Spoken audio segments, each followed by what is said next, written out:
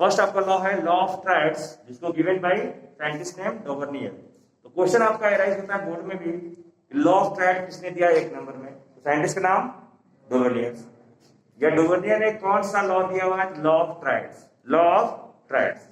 अब law of triads का मतलब क्या होता है, लॉ ऑफ ट्राइड्स का मतलब यह है कि जो फर्स्ट एलिमेंट है और थर्ड एलिमेंट, उन दोनों का एटॉमिक मास का एवरेज, उन दोनों का एटॉमिक मास का एवरेज वो आपके सेकेंड एलिमेंट के बराबर होगा। ओके, जैसे सिंपल एग्जांपल,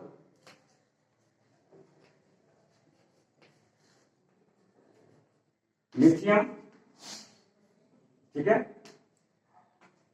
7, ठीक, पोटेशियम 39, दोनों का सम 46, एवरेज 23। यहां पे क्या होगा, सोडियम। ठीक है, यानी फर्स्ट और थर्ड एलिमेंट का जो मास है उनका एवरेज कितना है बेटा, 23, और ये किसके बराबर है बेटा, सोडियम के। हम लिखते हैं लिथियम, सोडियम, पोटेशियम, ऐसे down the group, lithium, sodium, potassium, इन दोनों का मास का जो सम है उसका एवरेज क्या होगा, इसके एटॉमिक मास के बराबर होगा। इसी को बोलते हैं बेटा लॉ ऑफ ट्राइड्स। क्लियर हो गया कंसेप्ट कि फर्स्ट और थर्ड का एलिमेंट का एटॉमिक मास का एवरेज सेकेंड वाले एटॉमिक मास के बराबर होगा, उसे हम बोलेंगे लॉ ऑफ ट्राइड्स। लेकिन ये कुछ ही एलिमेंटों तक मतलब ये काम किया, बाकी फेल हो गया। ठीक, उसके बाद आए साइंटिस्ट न्यूलैंड। कौन साइंटिस्ट आए, न्यूलैंड। उसके बाद दूसरे साइंटिस्ट आए न्यूलैंड, उन्होंने दिया law of octet, law of octet. ठीक है, तो लॉ ऑफ ऑक्टेट के अनुसार क्या है, जैसे आप लोग का जो सुर होता है सारे गामा पादा निसा ये है ना, तो जब शुरू खत्म होता है आधा सुर, उसके बाद जो पहला सुर आता है फिर से वो रिपीट करके पहला वाला कह जाता है। तो 8 एलिमेंट के बाद जो 9वां एलिमेंट आता है उसका प्रॉपर्टी पहले वाले एलिमेंट की तरफ फिर से मैच करने लगा। फिर समझिए, जैसे मैं बात करूं 1 2 3 4 5 6 7 8, ये 8 एलिमेंट है मान लो, तो जो 9 एलिमेंट आएगा वो यहां पे लिखा जाएगा। यानी 9 एलिमेंट का प्रॉपर्टी फर्स्ट एलिमेंट की प्रॉपर्टी से मैच करेगा, 10 एलिमेंट का प्रॉपर्टी 2 वाले से मैच करेगा, 11 वाले का प्रॉपर्टी 3rd वाले से मैच करेगा, 8 वाले की प्रॉपर्टी 4 वाले से मैच करेगा। अगर 2 वाले का हम 10 से मैच कराएं, इसमें देखिए 3 2 3 4 5 6 7 8 9, 1 2 3 4 5 6 7 8, कितने वो वाला एलिमेंट उससे मैच करेगा कि नहीं करेगा। वैसे तीसरा वाला किससे मैच कर जाएगा, 11 से, और चौथा वाला 12 से। ठीक, तो आप लोग बुक लाए हैं, ओपन करिए बुक, ओपन योर बुक्स। उसमें देखिए लिखा है hydrogen, lithium, beryllium, boron, carbon, nitrogen, oxygen, फिर से फ्लोरीन आ गया। ठीक है, क्या लिखा है, हाइड्रोजन, लिथियम, बेरिलियम, उसके बाद क्या है, बोरॉन, फिर कार्बन, फिर नाइट्रोजन, फिर ऑक्सीजन, फिर फ्लोरीन। 1 2 3 4 5 6 7 8, सॉरी 8वां एलिमेंट मैच कर रहा है। ठीक है, तो हाइड्रोजन, हीलियम, हाइड्रोजन के बाद क्या है, लिथियम है, लिथियम के बाद बेरिलियम, फिर बोरॉन, कार्बन, नाइट्रोजन, ऑक्सीजन, और 8वां एलिमेंट फिर से पहले वाले एलिमेंट की तरह मैच करता है। फिर उसके बाद आपका यहाँ पे आ जाएगा आपका सोडियम। ठीक है, sodium, magnesium, aluminium, silicon, phosphorus, sulphur, यहाँ पे क्या गया, क्लोरीन।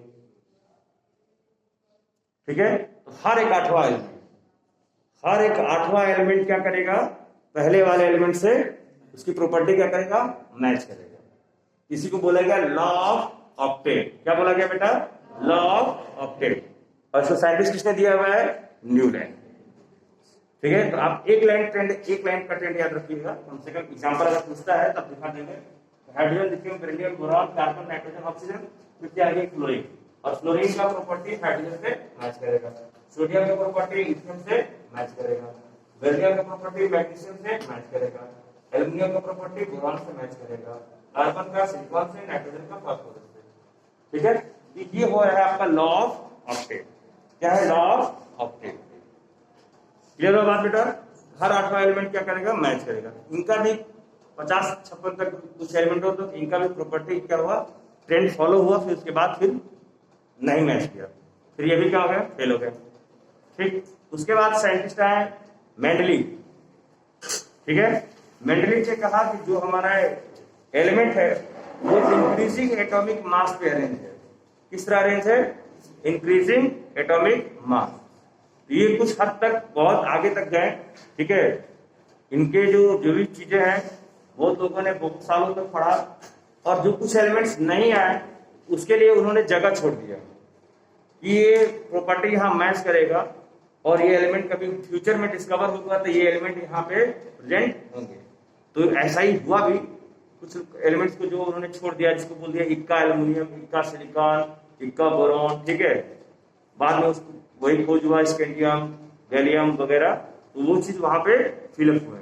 तो मेंडलीव के जो पीरियोडिक टेबल है उसको लोगों ने बहुत सालों तक स्टडी किया और फॉलो किया। ठीक, उसके बाद जो एडवांस में जो हम लोग स्टडी करते हैं इसको हम लोग बोलते हैं मॉडर्न पीरियोडिक टेबल। क्या बोलते हैं बेटा?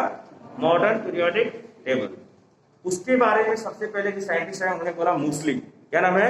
मूसली। तो आपसे एक क्वेश्चन पूछा जाएगा कि मॉडर्न पीरियोडिक टेबल किसने दिया है? मूसली।